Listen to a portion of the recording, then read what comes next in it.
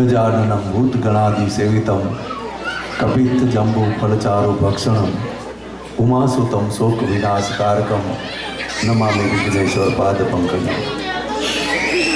या कुन्देन्दुतुषारहार धवला या शुभ्रवस्त्रावृता या वीणावर्दण्डमण्डितकरा या श्वेतपद्मासना या ब्रह्माच्युत शंकर प्रभुतिभिः देवैः सदा वन्दिता सा मां पातु सरस्वती भगवती निशेष जाड्यापहा।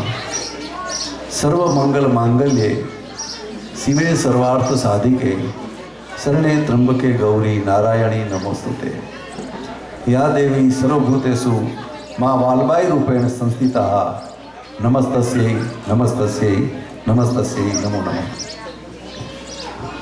અહીં આ પરમ પાવન ભૂમિ જેને હું એક તીર્થ ગણું છું મારી સમજ પ્રમાણે, એવી આ પરમ પાવન ભૂમિમાં પગ મૂકતા આપણને બધાને અનેરો એક રોમાંચ થાય એવી આ દિવ્ય ભૂમિ છે।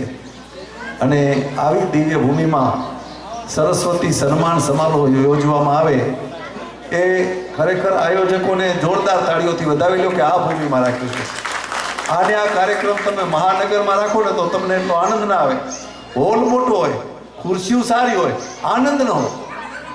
ઘણી વખત માણસ કને ધન હોય, ગાડીઓ હોય, બંગલા હોય, સુખના સાધન હોય, પણ આનંદ ન હોય તો આનંદ વગરનું જીવન કામનું શું? એટલે મને આનંદ છે કે તમે આ જગ્યામાં ટપકેશ્વરભાઈએ મને ઘણા બધા સમય પહેલાં કીધું તમે 19 તારીખે ક્યાંય જાજો નહીં। આમ હવે જાતો નથી, કારણ કે ભગવાને એમ કીધું કે હવે તું હકડો બે તારા પગને હવે આ મને કંઈક ચેતવણી છે, હવે કેટલાથી દોડીશ એમ। પણ છતાંય અષાઢ મહિનો આવે ને એટલે મોર ટવકે, જેમ વાદળા કાળા બંધાય અને મોર ટવકા કરે એમ અમે નાના નાના બાળકોને જોઈને અમે ટવકા કર્યો। આ મોરને તો અષાઢ જ મહિનો હોય, પણ અમે તો જ્યાં નિશાળમાં જઈએ, શાળાઓમાં જઈએ, મહાશાળાઓમાં જોઈએ, આવા નિર્દોષ બાળકોને જોઈને એટલે અમારું મન ટવકા કરવા માંડી જાય। એટલે મેં કીધું આવીશ, પાકું આવીશ, કારણ કે અમારે અમારી બેટરી ચાર્જિંગ કરવી પડે અને જે પોતાની બેટરી ચાર્જિંગ નથી કરતો ને ડીમ થઈ જાય છે, એટલે પોતાની બેટરી હવે ચાર્જિંગ કરવી પડે। આપણે આપણી બેટરી ચાર્જિંગ ન કરી આપણે ડાઉન થઈ જાય। એટલે હું આ બધું શું એટલા માટે નીકળ્યો છું મારી બેટરી ચાર્જિંગ થાય। હું કોઈની બેટરી ચાર્જિંગ કરવા નીકળ્યો નથી, એવો ભ્રમ કોઈ રાખવો જ નહીં।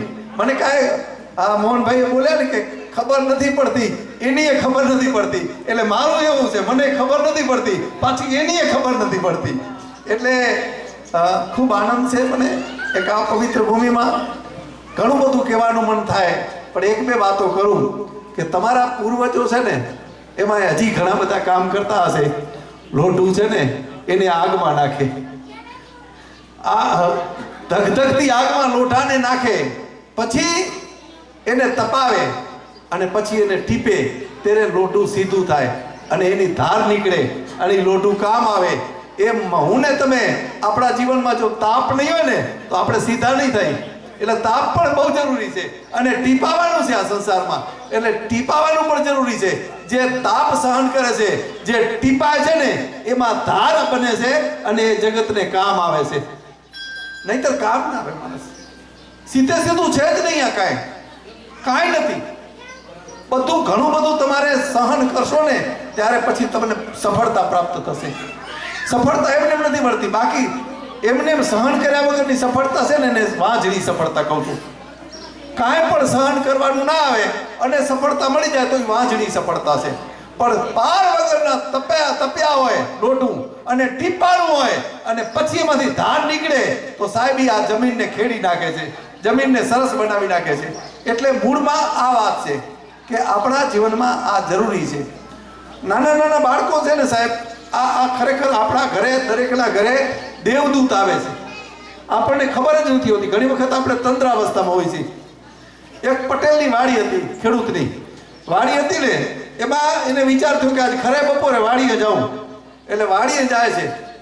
વાડીએ જઈને એને વિચાર થયો કે આ વૈશાખ મહિનો છે, કેરી પાકી છે, કોઈ ઘરે કોઈ વાડીમાં ઘૂસીને ગયો દારૂ, હરવે હરવે છાનો માનો જાય છે। ત્યાં એક નનકડો 9-10 વર્ષનો છોકરો ટાબરિયો કેરી વીણતો હતો। એટલે પટેલે ખેડૂતે થોડોક હલબલાયો કે આ તું કેમ અમારી વાડીમાં પૂછ્યા વગર આવ્યો? હાલ તારા બાપા કને લઈ જાઉં. તો કે મારા બાપા નથી, ઘરે નથી. તો ક્યાં છે? તો કે હું આંબાના ઝાડ ઉપર કેરી ઉતારી મને દે દે. હવે જો બાપો જ આંબાના ઝાડ ઉપરથી કેરી ઉતારી દેતો હોય એમાંથી શું પાકે? તો આ મોટાઓની બહુ જવાબદારી છે. નાનકડું ક્યાંથી શીખે? હું નિશાળમાં આચાર્ય હતો, હું જ રેઠિયા રહું અને બાળકોને અને શિક્ષકોને કહું તમે સમયસર આવજો, તો એ શિખામણ વાંચની છે. એમ માતા પિતાએ આ બાળકોનું સરસ્વતી સન્માન છે ને એમાં આપણા માતા પિતાઓએ વડીલોએ આપણે બધાએ ઘણું શીખવાનું છે. આપણે શીખવાનું છે કે આપણે એની હાજરીમાં કેવું વર્તન કરીએ છીએ, આપણું બિહેવિયર કેવું છે, આપણો વ્યવહાર કેવો છે, આપણી વાત કરવાની રીત કેવી છે. અહીંયા તમારા લોહાર સમાજના અનેક કાર્યક્રમોમાં હું શું કામ આવું છું કે તમારી વાત કરવાની રીત મને ગમે છે, તમારો વિવેક ગમે છે, તમારી સમજણ ગમે છે, તમારું ડાપણ ગમે છે, આ બધું ગમે છે એટલે આવું છું. હમણાં આ વિવેક કરો તમે આવવાનું બંધ કરી દઈ કે ભાઈ આ તો અમારે ફૂટલ ઠામડામાં અમૃત તેડવા જેવું થાય. પણ કહેવાનો મારો શું રી છે કે તમારો વિવેક છે ને એ તમને ક્યાંનો ક્યાંય પહોંચાડતો હોય છે, ક્યાંનો ક્યાંય માણસને વિવેક. અને વિવેક ક્યારે મળે? બીનું સત્સંગ વિવેક ન હોય, રામ કૃપા બીનું સુલભ ન સોઈ. જો સત્સંગ કર્યો હોય ને તો વિવેક પ્રાપ્ત થાય. અને સત્સંગ ક્યારે મળે? ભગવાનની કૃપા થાય તો સત્સંગ મળે. આજ માણસ શિક્ષિત બનીને સાહેબે બહુ સરસ વાત કરી, ડોક્ટર બને પણ ચોર જેવો ડોક્ટર તો કામનો શું સમાજને, દેશને ઉપયોગી શું? એટલે પેલું તો માણસે સારા માણસ બનવાની જે વાત કરી એ ધ્રુવ વાક્ય છે. આ બાળકોને આ સન્માન પત્રો મેડલ ને મળશે, સારું છે, મળવું જોઈએ. મને જિંદગીમાં નથી મળ્યા એટલે હું દુઃખી નથી. આવો બ્રહ્મણ ન રાખો કે મેડલ મળે તો જ સુખ મળે એવું નથી, આ મળે તો જ સુખ મળે એવું નથી, સન્માન મળે તો જ સુખ મળે એવું નથી. નીચે બેઠેલા તમે પણ વંદનીય છો જેટલા આ વંદનીય છે, કારણ કે તમારા લીધે મારી શોભા છે. ઘણી વખત તમારા મનમાં રાય એવી ભરાઈ જાય કે અમે માથે બેઠા તમે મોટા છે, આ નીચે બેઠા તે નનકા છે. આ નર્યો ભ્રમ છે. આપણે બધા એક માળાના મણકા છીએ, આપણે બધા એક જ માળાના મણકા છીએ. આમાં વ્યવસ્થા છે કે તમે અમને જોઈ શકો ને અમે તમને જોઈ ગઈ. બાકી તો અમારામાં રાય ભરાઈ જાય ને કે અમે કાંઈક વિશેષ છીએ ત્યાંથી અમારા પતનની શરૂઆત થઈ જાય. અમને મારવા માટે બીજું કાંઈ જરૂર નથી, અમારું અભિમાન જ અમને મારી નાખે. આપણાને મારવા માટે બીજી કોઈ વસ્તુની જરૂર નથી. કોઈની ઈર્ષા થતી હોય, ટપકેશ્વર સાહેબ આવું આયોજન કરે ને આપણાને બળતરા થાય તો એ બળતરા જ આપણને મારી નાખે. તમે તો બધા રાજી થાવ છો, એક વખત જોરદાર તાળીઓ આ ભાઈ માટે થઈ જાય. કેવો લોભ કરો છો કે સારી તાળી વગાડો, હાથ કેના મંદાર છે ખબર પડી જશે હમણાં. જોરદાર તાળી વગાડો.